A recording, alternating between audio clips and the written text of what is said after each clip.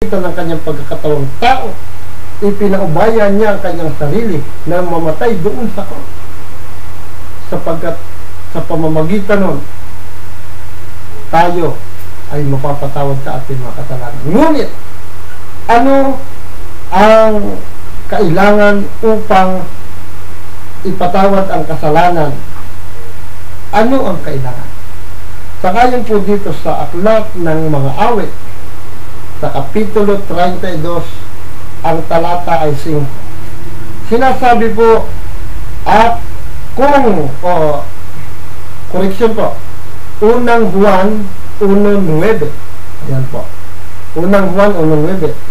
Kung ipahahayag natin ang ating mga kasalanan, ay tapat at banal siya na tayo'y patatawarin sa lahat ng ating mga kasalanan, at tayo'y lilinisin sa lahat ng kalikuan.